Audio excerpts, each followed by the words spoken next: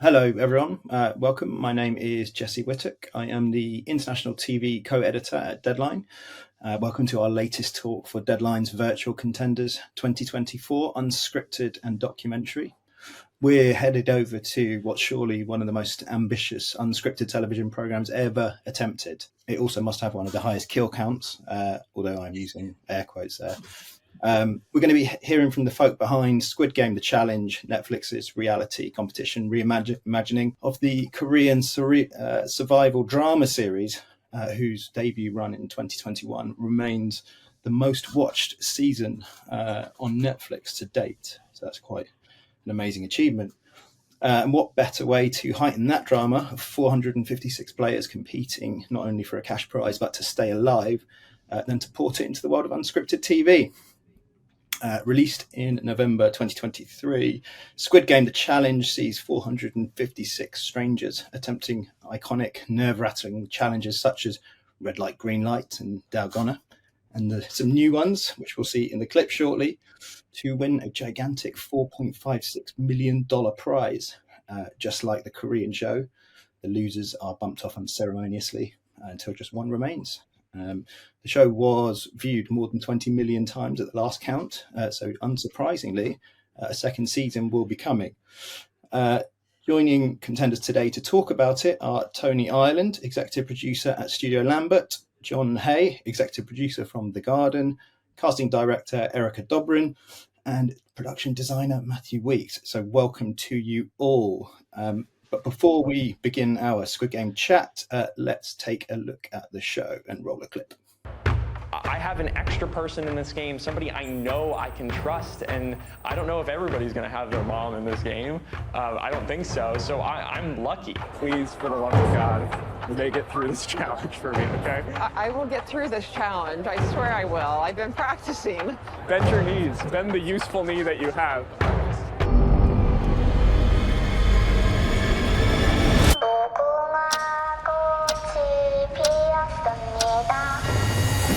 My mom, she was like a superstar athlete. She's going to outlast me and embarrass me in front of all my family and friends. I have the coolest mom.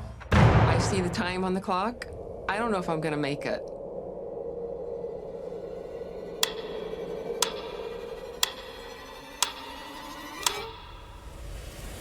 When you're playing Warship, one thing you should know is that for some reason, people will always aim for C3.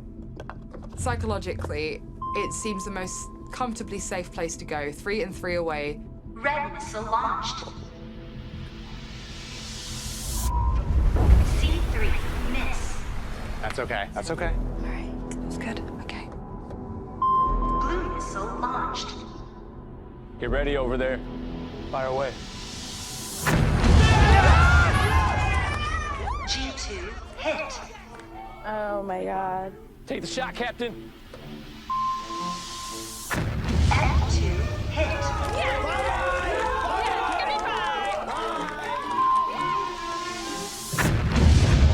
E2, hit. We are absolutely smashing them. We're getting hit after hit after hit.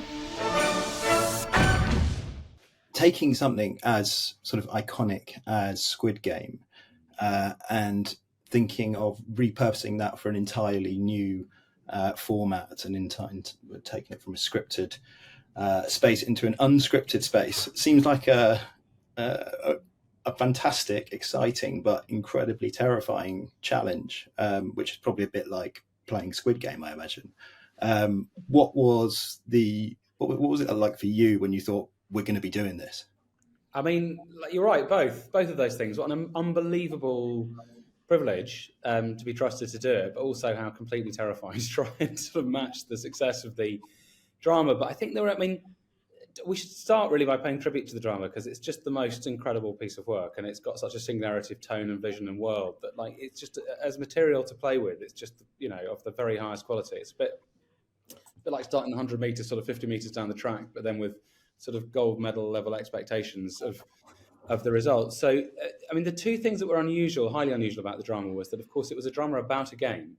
So a lot of the sort of thinking about that was existed. And also that game was the most incredible mechanism for examining sort of human nature under pressure, or a character revealing itself under pressure, which is the thing, obviously, at the heart, we all know, a lot of good unscripted formats too. So there was a lot to play with, but then we also had very serious challenges. I mean, like, we can all talk to them, but the most terrifying thing, I think, for all of us was just the sort of prospect of following a story with a cast that big. Then there was the sort of challenge of working out, as someone succinctly put it to me early on, how to make it matter when no one died. But of course, I mean, in the end, our solution was to sort of flip it so that ours was driven by opportunity rather than threat or need, and that the opportunity to win this totally unprecedented prize proved an incredibly powerful sort of driver of story and stakes.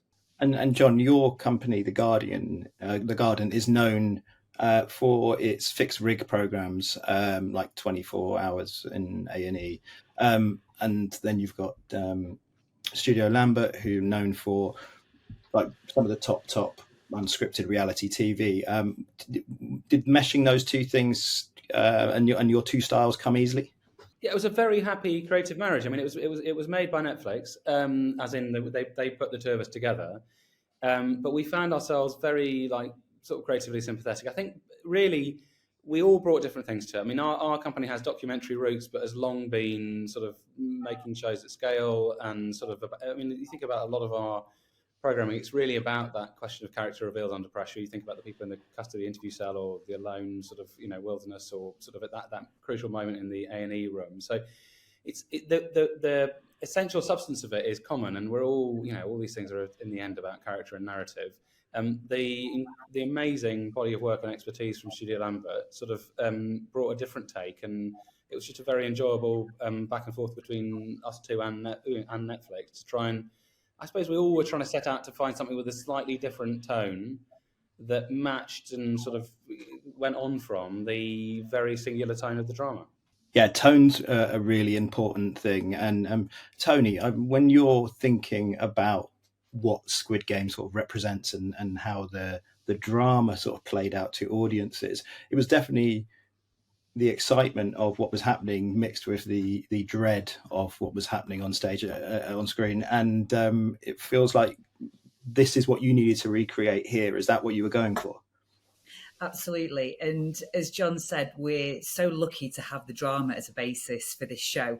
And we're all absolutely huge fans of it. I think it's one of the greatest things I've ever watched. So what we wanted to create, as John said, we flipped it slightly so it was about opportunity.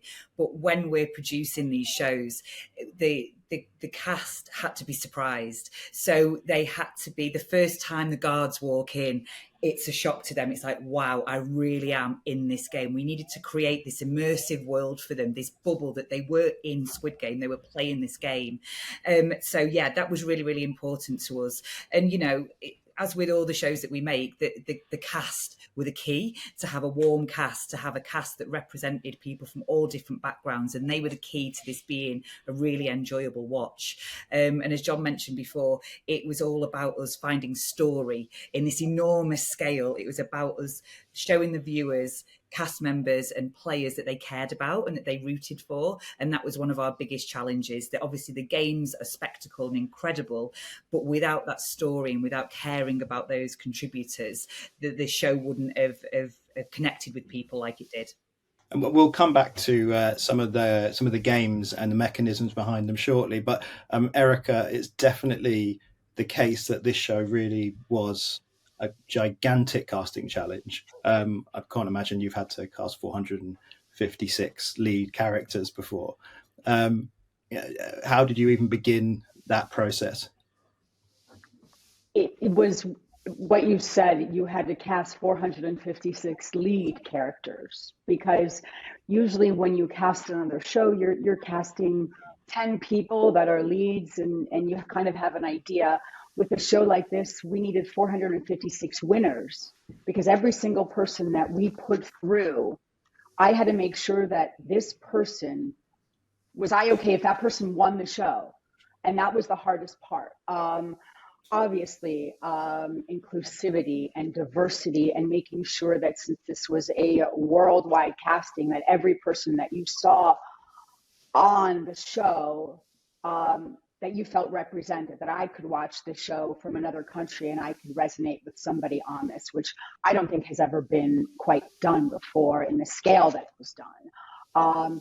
So when they asked me to do this, there was no question. Yes, it was immediate. Yes, I didn't know how we were going to do it. I didn't know anything, but it was like, yes, for a show like this and the scale of it and the love of this show, it was, one of the best shows I've ever done, and I've been doing this for quite some time. So, but I suppose the unique challenge there is the idea that you could find a really compelling character or storyline, and they could just be gone just like that, and probably will be gone. In fact, that must be sort of terrifying and kind of just a completely new experience. I think that was the worst thing, because I would be like, oh my goodness. And I would, speak to Tony. I'm like, we found the most amazing person.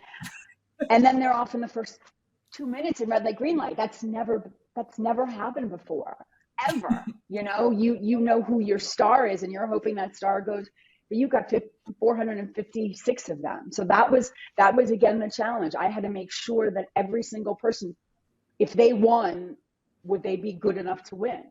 And that's where it got really hard.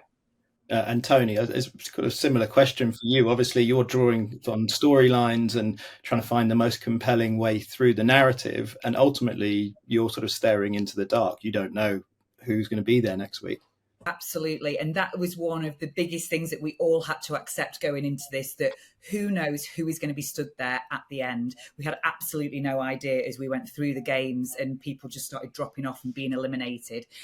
So our challenge, the biggest challenge for the story team was making sure that everyone that entered, especially the dorm, featured in a story at some point every day, that we saw them on camera somewhere. So once we got to the end and we knew who our winner was, we could decide where the viewers met that person for the first time. We could make sure that if we wanted to, we could place them in, hopefully in the first game, definitely in the second game, in moments throughout the dorm, making sure that we'd covered every person. Like normally on a reality show, in a day, what are you covering? 30 stories, maybe 40. We were covering over 100 stories a day. The gallery was bigger than obviously any gallery I've ever worked in, and it was just covering everyone because we had no idea who was going to be there at the end, and we needed to make sure that we had them at the start. But I think we all had a bit of the same experience, which is we all wanted to make something that felt a bit different. It's a crowded world out there. This was an incredibly special drama. We wanted to sort of continue that vein of sort of pushing into new ground, and we all first experienced it as a difficulty and a sort of obstacle, and then thought actually we should just lean into it and make something of it, because it's a bit like a Game of Thrones or a Band of Brothers. The storyline is just not predictable, and surprise and rug pulls were so at the heart of the drama that we suddenly realized, well, this can be a thing that only this show can do. And once you'd embraced it, it became exciting. I mean, it was like nerve-wracking, but it was exciting, and it just meant it stopped there being any predictability about the experience of watching it. And obviously, the other element to creating, an unscripted Squid Game is those sets, those iconic sets. And Matthew, this is where you come into things. These, there something like red light, green light is burned into the TV psyche of most people in the world, and you're sort of tasked with recreating that. Not too long after it's the scripted series has been out there. So, how did you begin that task? I wonder if you were in conversations with the Korean set builders and set designers. Not really. I mean, conversations started on a bit later on in the process. First off, it was just watching the drama religiously, almost taking frame by frame, screen grab by screen grab, in terms of trying to build up a picture. And obviously, in drama and film, quite often you'll have 2 walls, maximum 3 walls that you need for that shot, and then you're repoing and setting up again specifically for those scenes.